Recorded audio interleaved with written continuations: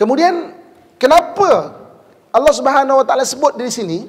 Kenapa Allah Subhanahu wa taala sebut liyajziyal ladzina amanu wa amilus solihat? Untuk Allah Subhanahu wa taala balas orang-orang yang beriman dan beramal soleh. Kenapa digandingkan orang beriman dan beramal soleh? Kerana orang yang ada keimanan hati saja yang ada rasa nak beramal soleh. Hari ini kadang-kadang kita nak beramal soleh bukan senang. Kita nak beri kelas macam ni kadang-kadang susah. Kadang-kadang suami tak sokong kita. Awak belajar yang saya restu tu betul ke? Cucet ustaz tu. Kan? Betul ada tauliah ke ustaz tu? Ya ke ustaz tu kan? Maklumlah asal balik je kita berhujah dengan suami, dapat hujah baru ni kan. Bang, hari ni tak boleh, saya dah belajar dah ni. Siapa mengajar ni? Ustaz Kaisar restu. Sudah ustaz yang kena. Jadi maknanya kadang-kadang kita nak datang kelas pun suami tak sokong kadang-kadang. Kadang-kadang kita nak puasa. Kadang-kadang suami sindir kita. Awak tu puasa, sembahyang, tonggeng sana, tonggeng sini. Kalau tak taat kat saya, tak masuk surga awak. Dia tak sokong kita kadang-kadang.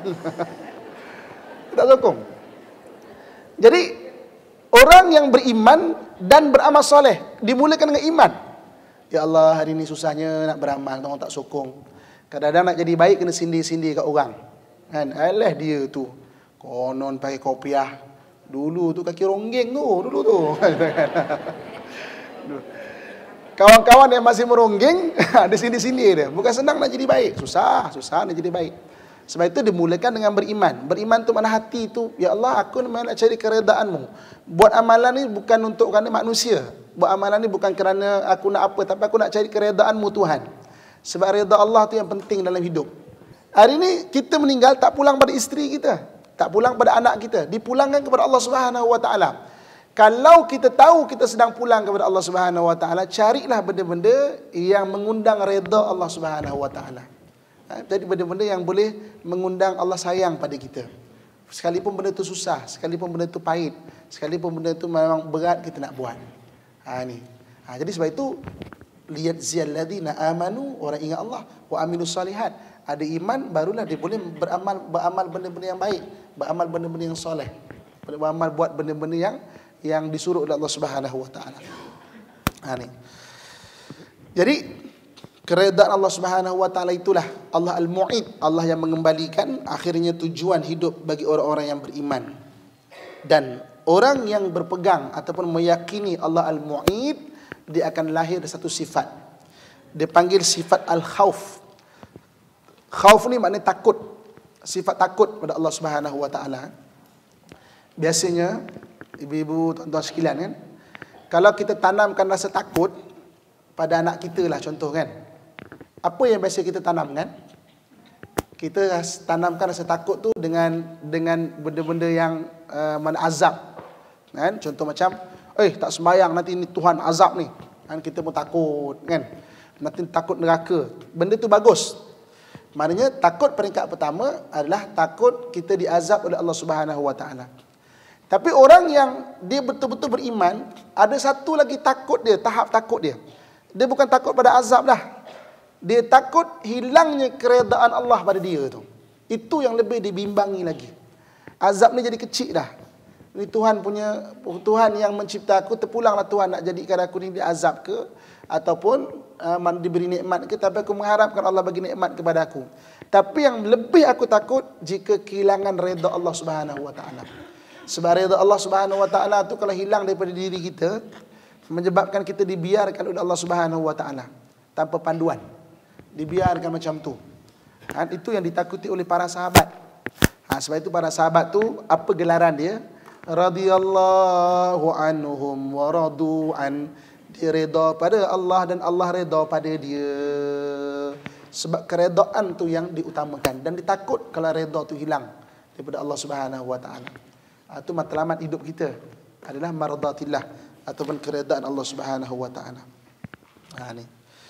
Jadi ibu-ibu, tuan-tuan rahmatullah sekalian, kita lihat ayat yang terakhir. Allah Subhanahu wa taala sebut ayat satu ayat, dua ayat lagi bagaimana Allah Subhanahu wa taala menyatakan auzubillahi minasyaitonirrajim.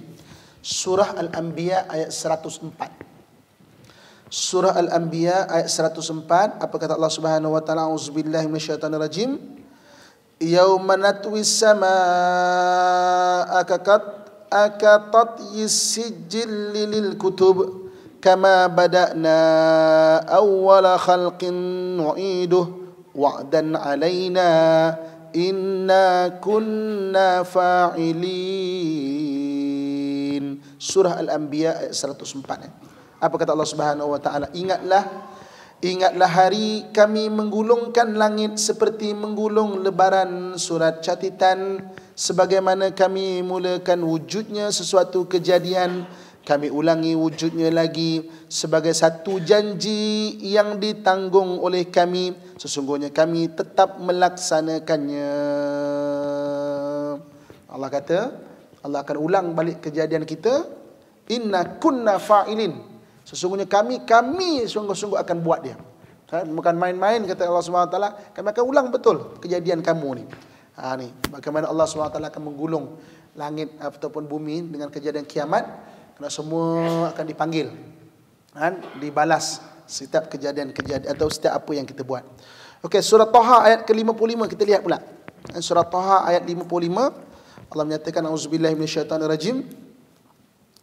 Minha khalaqnakum wa fiha nu'idukum wa minha nukhrijukum taratan ukhra. Dari bumilah kami ciptakan kamu, dan ke dalamnya lah kami akan kembalikan kamu, dan daripadanya pula kami akan mengeluarkan kamu sekali lagi. Allah kata daripada tanah kita diciptakan dan kita akan dikembalikan kepada tanah. Daripada situ juga kita akan dikeluarkan kembali untuk dihidupkan dalam alam yang seterusnya. Jadi tuan-tuan dan rahmatullah sekalian, manusia ni dia melalui 5 alam. Sedang, telah, sedang dan akan melalui 5 alam. Kita ni seorang pemusafir yang sedang melalui satu perjalanan yang sangat jauh. Kita pernah melalui satu alam dipanggil alam roh. Alam roh ni kita dikumpulkan di alam roh dalam hadis Nabi, faman ta'arafa talafa. Siapa yang pernah berkenalan di alam roh, dia akan baik di alam dunia ni. Sebab tu pernah tak kita jumpa seorang, tak pernah jumpa, baru pertama kali jumpa terus rasa mesra, macam 10 tahun dah, macam 20 tahun dah kenal lah. Baik betul. Tapi ada orang yang dah kenal 20 tahun, asal tengok je macam baru pertama kali kenal. Asal tengok je menyampah, kan? Tak boleh tengok muka dia contohnya, kan? Dan disebut faman ta'arafa talafa wa man tanakarah talafa. Siapa pernah bertengkar di alam roh, dia jadi tak baik di alam dunia ni, kan? Itu adalah hadis Nabi sallallahu alaihi wasallam sebut. Jadi ini benda yang kita diciptakan di alam roh. Kemudian perjalanan kedua kita dimasukkan ke dalam rahim ibu kita. Ke dalam rahim, dalam hadis 40 Imam Nawawi, sebelum Allah Subhanahu wa taala ambil roh, letakkan dalam janin, sebelum bergerak tu lebih kurang 4 bulan, malaikat bentangkan seluruh kehidupan kita ni, malaikat bentangkan. Kan? Malaikat kata apa? Okey. Ini ajal kamu. Ini rezeki kamu. Ini jodoh kamu. Ini jalan hidup kamu. Ada yang kita boleh buat pilihan, ada yang tak boleh buat pilihan. Yang boleh buat pilihan, okey, contoh ni, kamu ni di dalam persimpangan maksiat. Nak teruskan ke atau nak berhenti? Ni tengah merajuk dengan suami ni, kan? Nak baik ke ataupun nak terus merajuk?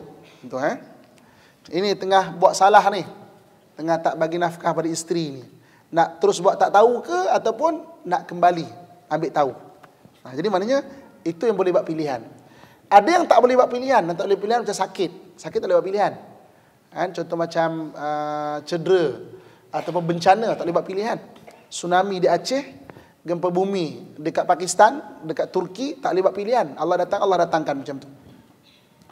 Maka kamu terima ke tak? Ketika itu kita kata, ya Tuhan, aku terima. Dan kita dilahirkan besar macam ni sekarang ni. Maksudnya kita dah terima. Tapi waktu tu kalau kita kata, tak terimalah, susahlah ni macam, maka kita tidak akan dilahirkan, gugur ataupun lahir-lahir meninggal. Sebab itu bila kita besar macam ni, lalu satu ujian, apa Allah perintahkan? Allah sebut dalam Quran, kan? Apa Allah perintahkan? Sabar, redha. Sebab kalau kita tak sabar, benda tu tak bawa keterangan pada kita. Kan sebab roh kita tu dah terima, tapi kalau akal kita tak terima, kita punya hati mendongkol tak terima, dia berlawanan dalam diri kita sendiri sebenarnya. Tapi kita kata, Tuhan, aku serahlah pada Engkau. Dan aku serah semua pada Engkau, tunjukkan aku jalan keluar. Kita akan jadi lebih tenang lagi. Sebab roh kita dah terima dah sebenarnya. Kemudian setelah di alam rahim, maka lahirlah kita ke alam dunia ini. Dan alam dunia ini Allah sebut, sama juga perlu beramal. Dipindahkan ke alam yang keempat, ayat disebut macam mana kamu daripada tanah dikembalikan kepada tanah. Alam keempat iaitu alam barzah. Alam barzah. Alam barzah ni mengikut hadis daripada Sayyidina Osman, satu antara dua lubang. Sama ada lubang kerehatan ataupun lubang azab. Siapa yang duduk dalam lubang kerehatan, maka dia akan rehat, dibangkitkan ke alam seterusnya pun rehat. Tapi kalau duduk dalam lubang azab, maka alam seterusnya akan lebih azab lagi. Atau dalam kubur sebab itu taubatlah betul-betul. Hidup kita ni tak lama, pejam celik. Dulu rasa macam kita masih lagi dengan mak ayah kita. Pejam celik, tengok dah sekolah kita. Pejam celik, habis sekolah dah. Pejam celik, tengok, kita nak kahwin dah. Pejam celik, ada anak dah. Pejam celik, anak kita pula nak kahwin dah. Dan ada yang pejam celik, cucu dah kahwin pun ada dah. Kan? Masa berlalu cepat je. Itu yang pejam celik, tak celik-celik langsung. So jadi kembalikan kepada tanah. Alam yang keempat, alam barzah. So maknanya minta ampun Allah SWT. Selalu minta ampun, taubat, bersedia kita untuk alam akhirat. Dan alam yang kelima, Allah kata dalam Quran, alam akhirat. Alam akhirat ni dia ada padang mahsyar. Kemudian dia ada ada timbang amalan, ada titian siratal mustaqim, ada syurga dan ada neraka. Disuruh kita selamat. Jadi Allah Al-Mu'id, Allah yang Maha mengembalikan. Maka kita lihat bahawa perjalanan kita sedang menuju Allah Subhanahu Wa Taala, maka carilah keridaan Allah Subhanahu Wa Taala. Jadi saya rasa setakat ini saja dulu yang boleh kita kongsikan bersama mengenai nama Allah Subhanahu Wa Taala Al-Mu'id.